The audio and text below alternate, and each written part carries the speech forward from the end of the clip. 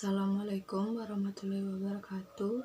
Saya Bunga Lestari Praesti, NIM 20410501168 dari Prodi Perbankan Syariah. Di sini saya akan menanggapi video dari Pak Dr. Andes Abdul Wadud Nafis, LCMEI, yang berjudul Ekonomi Tertutup dengan Kebijakan Pemerintah.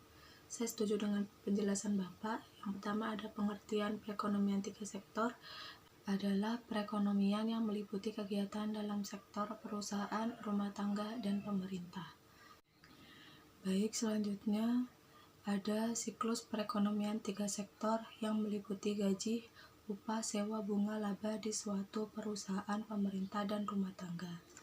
Dapat dilihat perusahaan ada pengeluaran dan pemasukan atau pendapatan. Begitu juga pemerintah dan rumah tangga. Perusahaan akan ada pengeluaran pada pemerintah berupa pajak, perusahaan pada rumah tangga seperti gaji, upah, dan membayar sewa. Selanjutnya ada bunga. Bisa kita misalkan dalam rumah tangga menyimpan uang ke lembaga keuangan yang otomatis akan mendapatkan kewajiban atau bisa kita sebut bunga kepada perusahaan. Selanjutnya ada laba. Umpama sejenis saham, lalu perusahaan itu bekerja sama dengan rumah tangga yang dimana keuntungan atau laba perusahaan akan dibagi rata. Selanjutnya, adanya campur tangan pemerintah menimbulkan 2 perubahan penting. Yang pertama, ada pengutangan pajak yang dilakukan oleh pemerintah menambah pengeluaran agregat pada industri dan rumah tangga. Yang kedua, ada pajak memungkinkan pemerintah melakukan perbelanjaan dan ini akan menaikkan perbelanjaan agregat karena belum ada perdagangan dengan luar negeri. Maka perekonomian 3 sektor dinamakan perekonomian tertutup. Selanjutnya ada aliran baru dalam siklus aliran pendapatan. Yang pertama, pendapatan pemerintah dari pembayaran pajak oleh rumah tangga dan perusahaan kepada pemerintah. Yang kedua, ada pembelian barang dan jasa yang diproduksi perusahaan adalah pengeluaran pemerintah ke sektor perusahaan. Yang ketiga, ada aliran pendapatan dari sektor pemerintah ke rumah tangga dan industri adalah pembayaran atas penggunaan faktor-faktor industri rumah tangga dan industri oleh pemerintah. Selanjutnya ada pendapatan yang diterima oleh rumah tangga akan digunakan untuk 3 tujuan.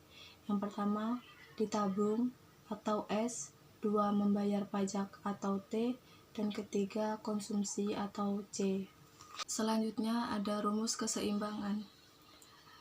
Dalam keseimbangan berlaku persamaan pendapatan atau Y sama dengan C plus I plus G, sedangkan tiap tingkat pendapatan nasional berlaku Y plus C, Y sama dengan C plus S plus T.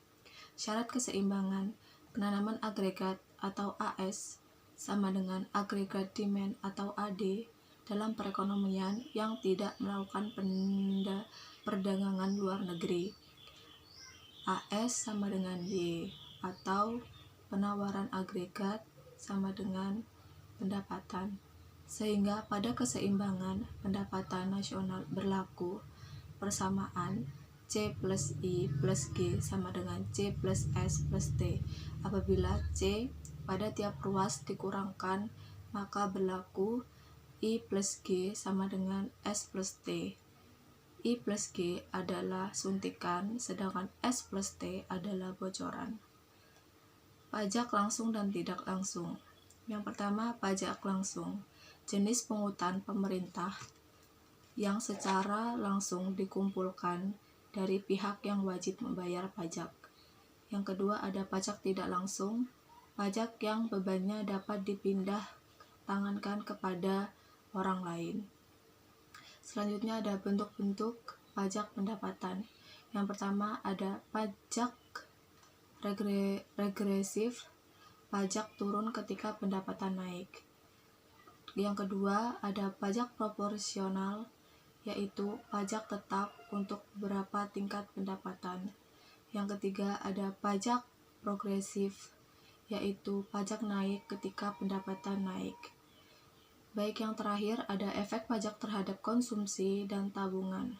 Pajak akan menurunkan YD atau pendapatan disposable sejumlah pembayaran pajak atau T, sehingga YD sama dengan Y dikurang T karena YD turun, konsumsi C dan tabungan atau S juga turun.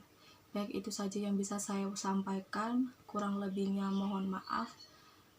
Wassalamualaikum warahmatullahi wabarakatuh.